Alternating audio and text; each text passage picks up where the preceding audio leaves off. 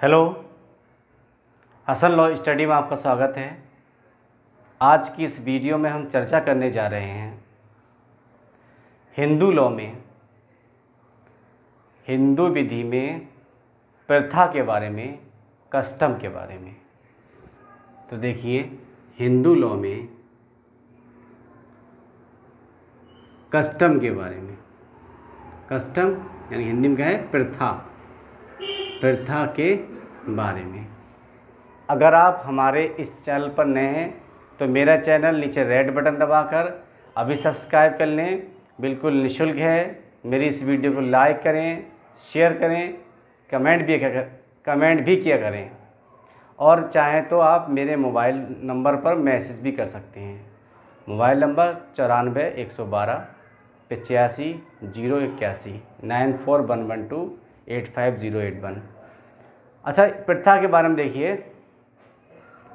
प्रथा जो है, जो कस्टम है, वो ऐसे नियम का इंट्रो देती है, ऐसे नियमों से हमें परिचित करती है, ऐसा परिचय हमें देती है जो किसी परिवार, ध्यान से सुनिए, जो किसी परिवार या कोई एक निर्धारित प्रदेश अथवा निश्चित वर्ग में अधिक दिनों से यूज में आई हो या यूज में एक लॉ के रूप में धारण कर ली गई हो, विधि के रूप में धारण कर ली गई हो, विधि के रूप में मानी जाती हो। तो कहाँ कहाँ पर देखिए परिचय, मतलब होता है वो परिवार में हो, ठीक, परिवार में या निश्चित भूमि में, कोई निश्चित भाग पर या प्रदेश में, भूमि पर या प्रदेश पे, ठीक।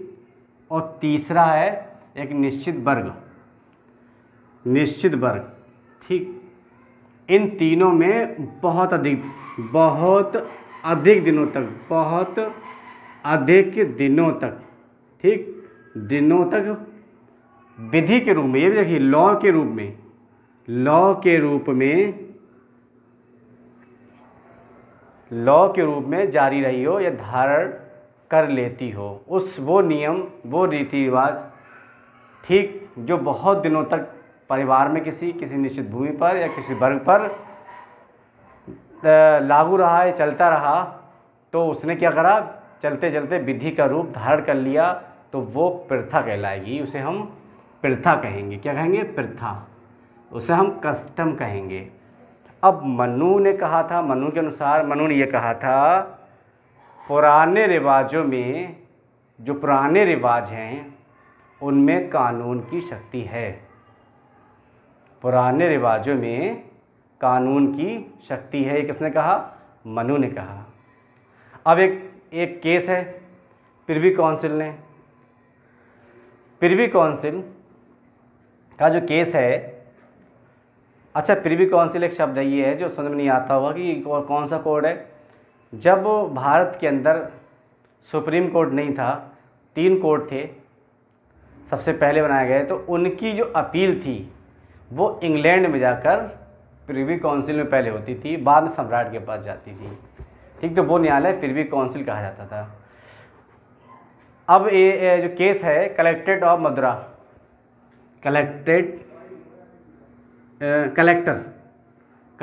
Of Madura versus Mootoo Ramalinga 1868 का केस है, ठीक। ये 1868 का केस है। इसमें ये कहा गया था कि हिंदू विधि में किसी प्रथा का स्पष्ट साक्ष्य अगर मिल जाता है, मिलने पर विधि के जो लिखित पाठ से कहीं अधिक प्रभावशाली होगा। इस केस में ये कहा प्रिवी काउंसिल ने कि अगर कोई प्रथा है और उसका स्पष्ट कोई सबूत मिल जाता है, क्लियर एविडेंस मिल जाता है, और जब मिल जाता है तो वह जो विधि है लिखित जो है, जो उससे ये कहीं ज़्यादा प्रभावशाली होगा, ज़्यादा प्रभावशाली माना जाएगा। तो देखिए, प्रथाएं एवं रूढ़ियाँ, देखिए इनमें देखिए अंतर है क्या? प्रथाएं एवं रूढ़ियाँ। अच्छा, इनमें कोई अंतर है या दोनों चीज़ें एक हैं? देखिए ज़रा, इस पर बात करते हैं। देखिए, कुछ लोग को मानना है या ये समझा भी जाता है कि जो प्रथाएं और जो रूढ़ियाँ हैं वो एक दूसरे के पर्यायवाची मानी जाती हैं, ये मानना है। लेकिन उसमें फिर भी थोड़ा बहुत अंतर है उसमें। क्या अंतर है? प्रथाएं जो होती हैं, कस्टम जो होते हैं, उनके नियमों का संबोधन करती है जिसका प्रमुख लक्षण प्राचीन है। ठीक, प्राचीनता है, जिसका लक्षण प्राचीनता है। लेकिन जो रूढ़ियाँ होती हैं, रूढ़ियाँ उनकी अपेक्षा कम प्राचीन होती हैं। यानी कि ये कहा जाए कि प्रथा ज़्यादा प्राचीन होती है लेकिन रूढ़ी जो होती है वो कम प्राचीन होती है। इनमें यही अंतर है, बस समय का अंतर है। यानी प्रथाएं पहले की होती हैं और रूढ़ियाँ बाद की होती हैं, ये अंतर है इसमें। अब देखिए, प्रथाओं के प्रकार। प्रथाओं के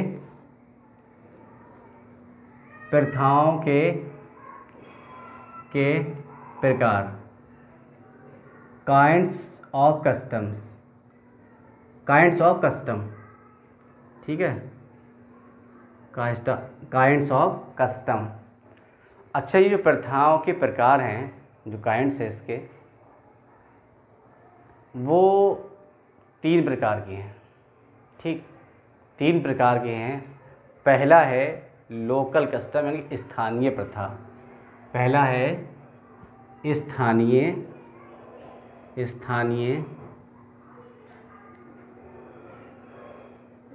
प्रथा।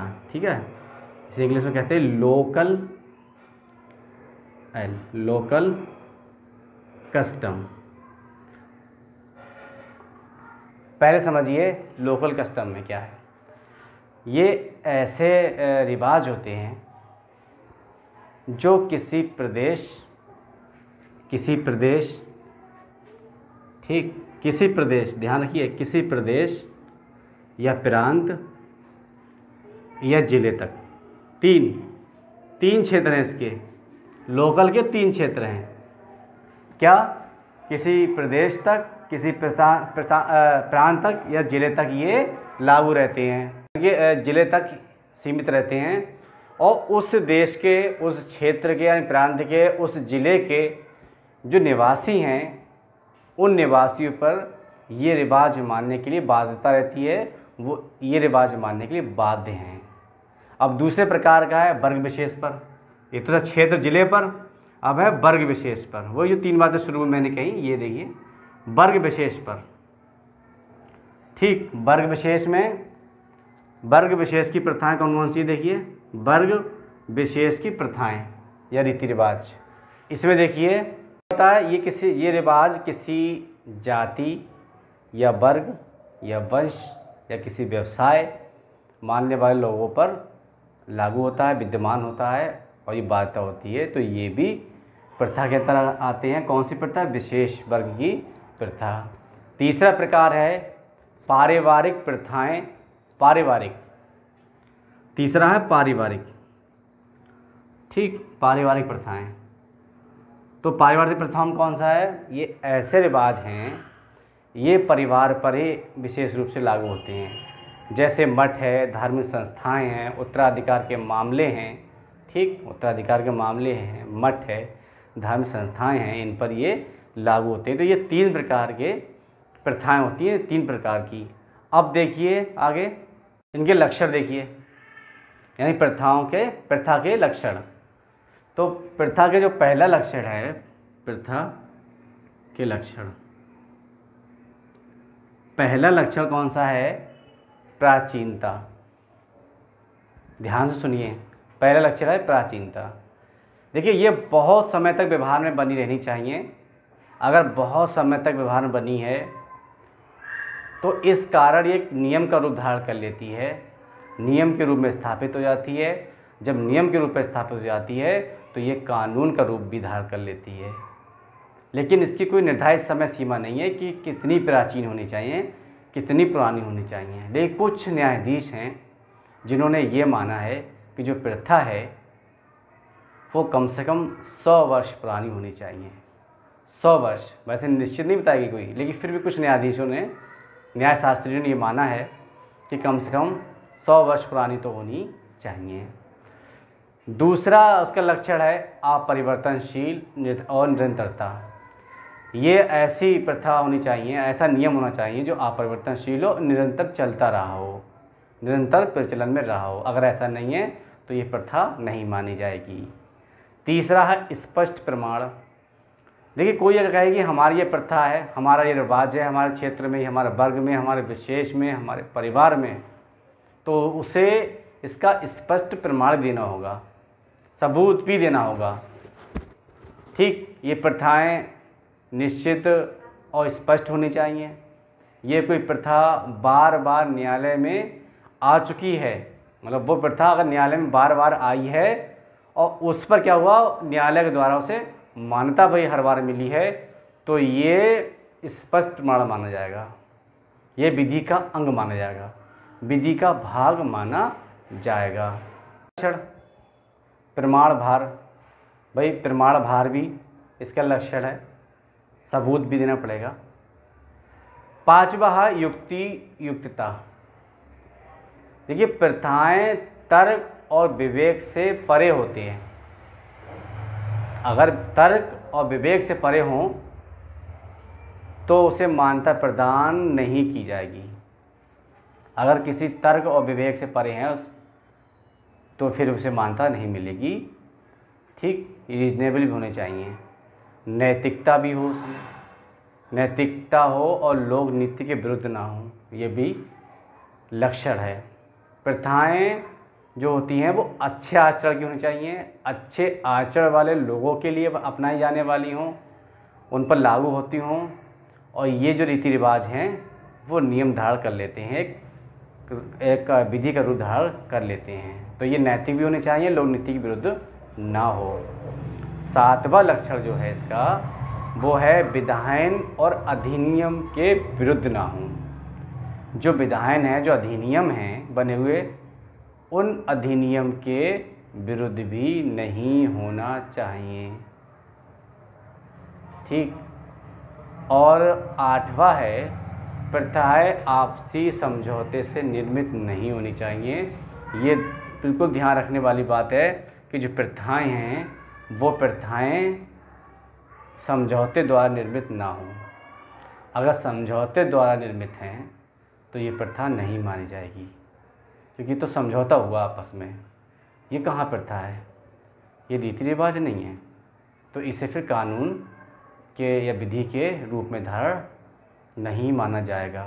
तो आज की इस वीडियो में मैंने चर्चा की प्रथा के बारे में, कस्टम के बारे में। अब मिलते हैं अगले वीडियो में, तब तक के लिए बाय। जुड़े रहिए हसन लॉ स्टडी के साथ।